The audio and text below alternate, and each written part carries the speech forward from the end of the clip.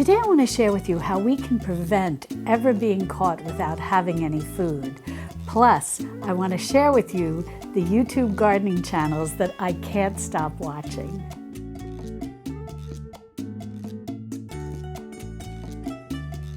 Hi sweet friends, I'm Mary and welcome to Mary's Nest, where I teach traditional cooking skills for making nutrient-dense foods like bone broth, ferment, sourdough, and more. So if you enjoy learning how to be a modern pioneer in the kitchen, consider subscribing to my channel and don't forget to click on the little notification bell below.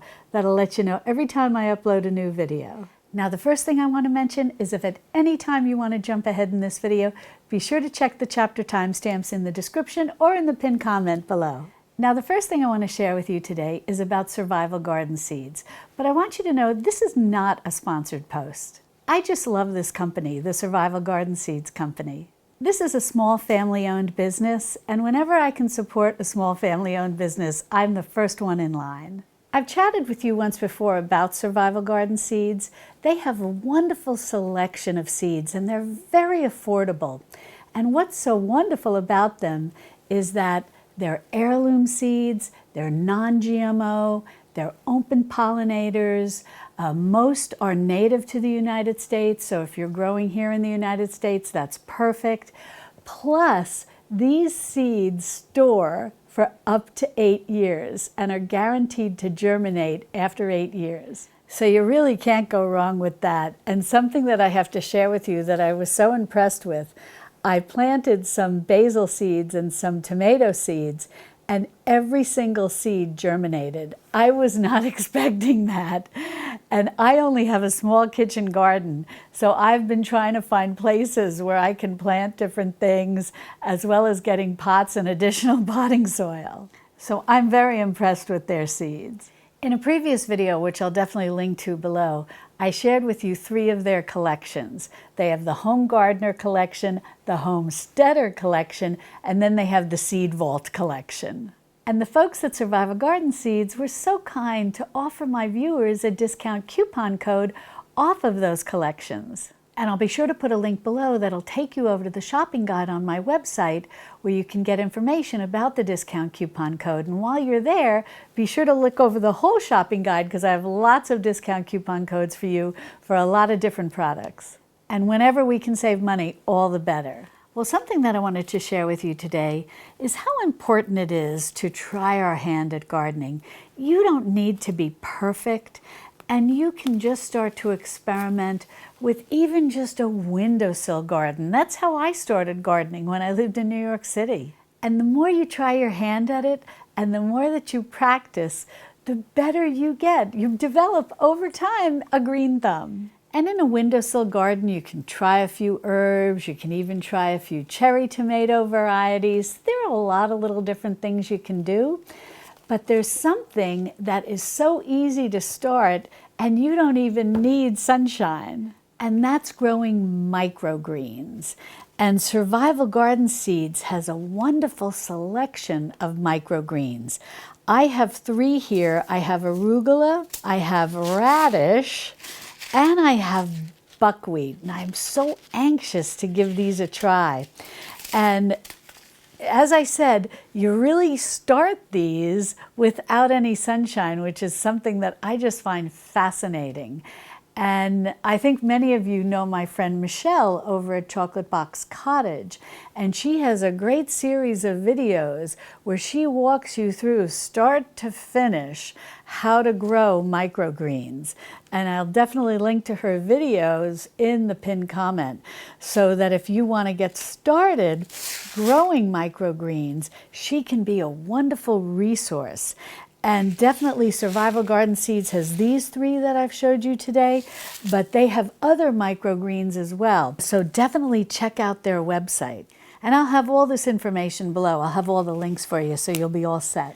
And microgreens are so nutritious, and we can really grow these all year long and make sure that we're getting that nutrition into our diets. Now, another area I want to share with you, which is something that I struggle with, and I know many of you may struggle with as well. I know that specifically living here in Texas, as well as others of you who may live in the Southwest, that on and off we're dealing with droughts.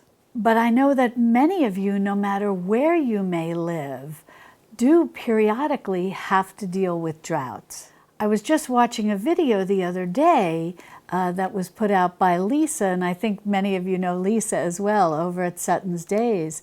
And I think she was saying something to the effect that she's been dealing almost 8 weeks now without any rain. And she's up in Michigan, I believe.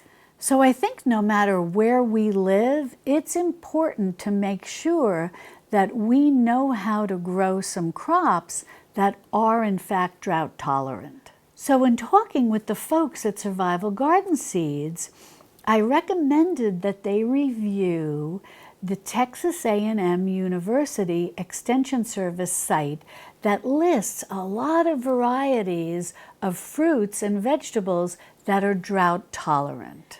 And they found that list very helpful. Now, yes, is that a Texas Extension Service? Very true. However, often these different species of fruits and vegetables that are drought tolerant can also be grown in other parts of the country. And for those of you who are interested, I will link to the Texas A&M Extension Service site, but I also recommend that no matter what state you're in, definitely look up your extension service online. It's usually associated with a large university in your state. The resources that these extension services offer is absolutely amazing and so helpful no matter where you are, so to speak, on your gardening journey, the continuum of kitchen gardens as well as much larger gardens. But they can be of such help to you. Now, some of the varieties of seeds that Survival Garden Seed sells that are classified as drought tolerant type varieties are these lovely carrots. They're called, and you have to forgive my pronunciation, but Scarlet Nantes, Nantes. But these look like lovely, lovely carrots. And carrots are so fun to grow. Because it's amazing, you have these greens and then you can like pull them out. It's a lot of fun too. You can even do them in big flower pots, or if you have those sort of like half wine barrel things. And I think carrots are a lot of fun to grow with children. And since it's, basically kind of a root vegetable, and so the child's not seeing it, but then when they're ready to harvest and you pull them out, it's like a little surprise, so it's a lot of fun. Then the other seeds that are drought-tolerant varieties are the Ford Hook Swiss chard. I love Swiss chard, and I can grow it very easily here in Texas, which is wonderful. And then Hale's Best for a melon, for cantaloupe. And we grow cantaloupe here in Texas. We have, it's a wonderful thing about Texas. It's such a big state that we can grow a lot of things here depending on where you're located. And then they've got these long eggplants, which I think are very cute. And I think it'd be fun if you grow these to experiment when you go to cook them, sort of cutting them long ways and stuffing them, kind of like canoes, something like that might be fun. And then, of course, kale, we're always told, eat our greens. And I will confess, Swiss chard is one of my favorites. But this is a red Russian kale that I think is probably quite delicious. And then this is going to surprise folks. I definitely think so. But sugar baby watermelons, because they're small, are actually drought tolerant. And this can be a fun crop to grow. And then we've got some of the Cherokee purple tomatoes. And, keep in mind, these are heirloom varieties. These are wonderful to grow. And then we've got then we've got the contender beans. I've grown green beans, I think, for 2 years, and I was really impressed with how well I was able to do growing green beans. And that was a lot. I really like growing these. And then, you can do so many things with them. You can home can them, of course. You can pickle them. You really do, I think I have a video where I showed you how to do dilly beans. But that's great. And then another one, this is sorrel, and this is Rumex acetosa, maybe. But I have to tell you how well I have done with sorrel here and I live in Central Texas. If you're new here, welcome. I live between Austin and San Antonio in the Texas Hill Country. I can't believe how well sorrel does. It has become, what would you almost say in my garden, a perennial. It comes back, perennial, year after year. And it survived that horrific, was a 2021 ice storm we had, and then we had another ice storm earlier this year in 2023. That sorrel just keeps coming back. It's amazing. And I love it. If you've never had sorrel, it's got like a very tangy, lemony flavor. And I often joke with you that I have the tangy gene. I love tangy foods, and I love sorrel. So I highly recommend giving this a try and see how you do. And then the bell peppers, and this is a rainbow mix. I have never tried this before, and so I think this is going to be fascinating to try. Now, that said, I know that in colder climates, you have a little shorter growing season. We are really blessed here in Texas and in most of the warmer states that we are able to basically start a fall garden. We can even grow tomatoes in the fall, which is a lot of fun. But we can start, in like around August, September, we can actually do our fall garden because we're really not going to get super cold weather. 2021 and 2023 were a little unusual, but that was, like later in January or February, which can be very unpredictable here. So that's something to keep in mind, for your fall garden. And then the really good thing about survival garden seeds is that you can store these. You don't have to worry about planting them this year or the next. As I said, these will germinate 8 years from now. Just store them correctly, which basically just means in a cool, dry place. Nothing fancy. Now, the other thing I want to mention to you about the Survival Garden Seeds company, which I think is so fun, they have recently launched a line of merchandise. And they have a t-shirt that I think is so cute. And they also have a tote bag as well. Now, they have a whole host of things. They've got hats, t-shirts, tote bags, I think water bottles and coffee cups and all sorts of things. And I want to talk to you about the coffee cups in a minute, but they have the cutest saying on their, I guess would you call merchandise, that is so funny. And what it says is that a garden, so that I get it right, I've got the t-shirt over here. A garden today keeps the apocalypse at bay. If you can see this, that gives me such a chuckle. And it's a little tongue in cheek. I'm not one, for doom and gloom and saying, oh my gosh, the apocalypse. But I thought that was so cute because, in many ways, in all seriousness, gardening is wonderful. It really is a way to make sure that no matter what happens, no matter what comes our way, if you are able to grow some of your own food and maybe have a few chickens as well. I mean, if you're blessed to have more property and you have a cow, oh my gosh, all the better. But just being able to know that you can grow some of your own vegetables, maybe some of your fruits, maybe even have, a tree that grows nuts, just, and even on a very small piece of property, even knowing that you have those skills and that you can do those things does give you a certain level of comfort knowing that you can be somewhat self-sufficient, somewhat independent. And that's why I always encourage people that no matter where you live, just try, just start to experiment, even growing very simple things. And Survival Garden Seeds sells a lot of herbs, very easy to grow. They even have herbs that they specifically highlight as being drought-tolerant herbs. And herbs in many ways, they are very drought-tolerant, many of them. In essence, I often joke that a lot of herbs are basically like weeds. And I think those of us who do garden know that weeds just grow no matter what. And this is an example of one of their tote bags. I just find this so cute. A garden a day keeps the apocalypse at bay. And then I wanted to share this with you, especially since it's summertime. They have these coffee cups that, they're like the camping type. They're metal.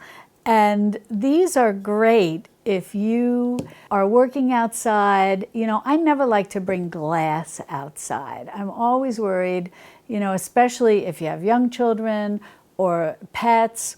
I always worry that if I have glass outside and I dropped it, that's going to be a terrible mess and hard to clean up, especially I have kind of a cobblestone walkway. Oh my gosh, with the little pebbles between the stones. I can't even imagine what it would be like trying to clean that up.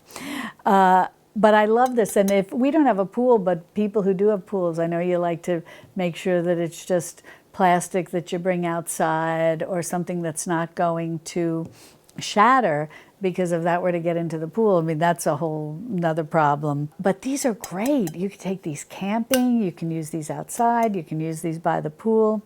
And I especially like this one. I think it's very cute. It has their logo, but it's got the little flowers coming up. I like that. So if you're in the market for seeds, definitely check out Survival Garden Seeds. I think you're going to be very happy with the seeds that they sell. And it's just a wonderful family-owned company. Now, there's 2 gardening channels that I wanted to share with you that I've been binge watching a little bit. Now, you may already know of these channels, but if not, I hope you'll head over and visit them. The first is called Ession's Family Garden, and it's my friend Rob and his lovely wife and their 2 boys, and he's just got a great gardening channel.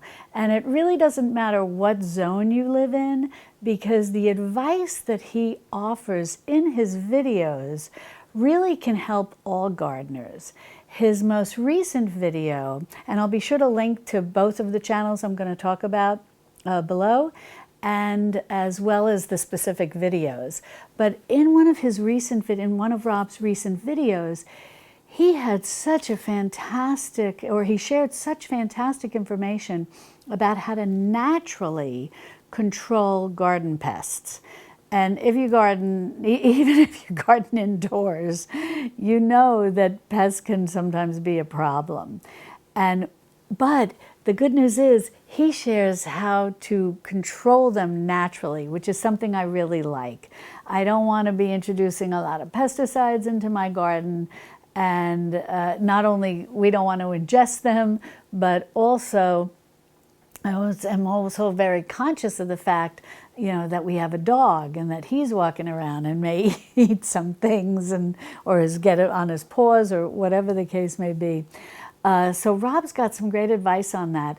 And I like the way that he talks about not just what to use, but also how to use it and when to use it. Because he talks about how, yes, you want to take care of the garden pests naturally, but you also want to make sure that you're never doing anything that discourages your pollinators, your good visitors in the garden. And so he talks about the different times and how to go about spraying your crops and your garden and so on and so forth. And then he also shares a lot of information on how to feed your garden and the appropriate times and what to feed it with and so on and so forth. So I will definitely link to that video. And it's all addressed. What I just shared with you is addressed in one video, because he's also very good at sharing with you how to save time in your garden. And so I'll definitely link to that video. But I highly recommend that you check him out. And he's got a lovely wife and 2 boys. And sometimes they bring things from their garden into the kitchen and they'll cook a meal. And then the boys will, as well as his wife, will give a review of what they made and whether or not they enjoyed it. I think they pretty much always enjoy it. But it's a lovely family and a lovely gardening channel. Then the other channel that I want to mention to you that I really enjoy is Kay Cottrell's channel. And Kay has the channel Late Bloomer. And her story is so fascinating, and you will absolutely love it. And you may, when you go to her channel, Kay may look familiar to you if you've not been over there yet, and I'm going to tell you why in a second. But Kay lived in Los Angeles for years, and a couple of years ago, she sold her home in Los Angeles and moved to Tennessee and bought a 10-acre homestead. Kay is in her mid-60s. I'm telling you, she is such an inspiration. And she is doing this all by herself, but she is growing so many things. And just like Rob, she'll sometimes bring things in from her garden and talk about home canning and talk about, using what she's growing to make a meal. And she also has a wonderful series of videos on using various herbs that she grows to make tinctures.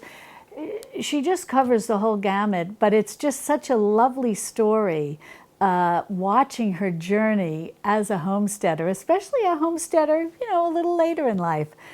And and she's just a delightful lady. And I hope you'll head over and visit her. I think you'll really enjoy her gardening videos and the advice that she shares on gardening, and the advice that she shares also about bringing your produce into the kitchen. And if you're over there, and Kay, because this is what happened to me, if you say, gee, this gal looks a little familiar to me, is because, and maybe mentioning that she was in Los Angeles gives a little tip away, but Kay is a former actress. And she's been on various TV shows and nighttime TV shows, as well as soap operas. And so that's why Kay may look a little familiar to you. But now she's a 100% homesteader and just really creating a lovely, lovely garden, and a big one. She even has some arbors. I think she's growing some grapes. Maybe creating like a little mini vineyard. It's just been wonderful watching this journey, and the collection of videos she has on her YouTube channel, because she's been doing this for like 10 years. So whether you live in California or whether you live in Tennessee, I think that all of her gardening videos will be very interesting to you.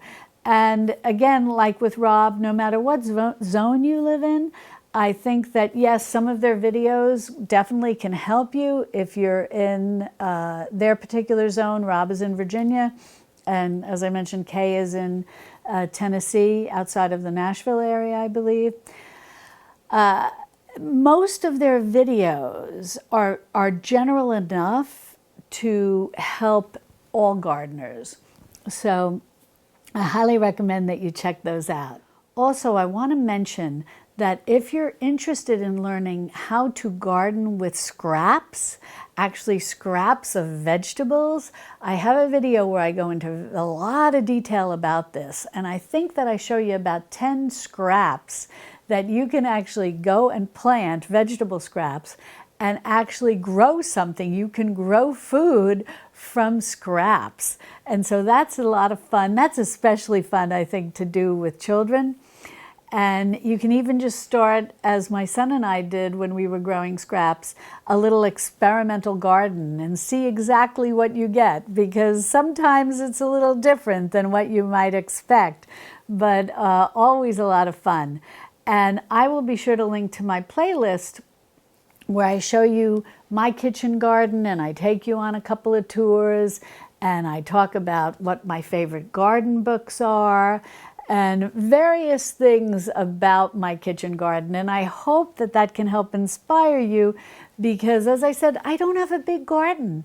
I just have a kitchen garden. And yet I'm always overwhelmed with how much I can actually grow in a relatively small space. And I do use raised beds that have come in very handy, but I didn't always have raised beds. That was something that during 2020 when my son was home, our son was home with us, and he was so kind to put together some raised beds for me. It's definitely made gardening a little easier and a little more successful, given that we have very I don't know if you would say rocky soil, but we have something here in central Texas that maybe it's like lime, and not the fruit, but you know, like the mineral, and it creates this sort of like a stone, but it kind of breaks apart. We call it caliche. I don't know if you have to let me know in the comments below if you have something similar in your area. But it can just be a challenge sometimes gardening in caliche.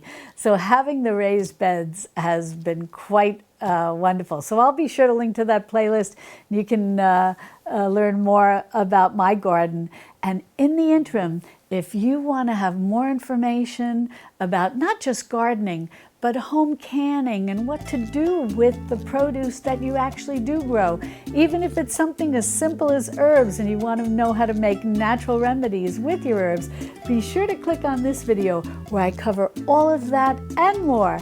And I look forward to seeing you over there in my Texas Hill Country Kitchen. Love and God bless.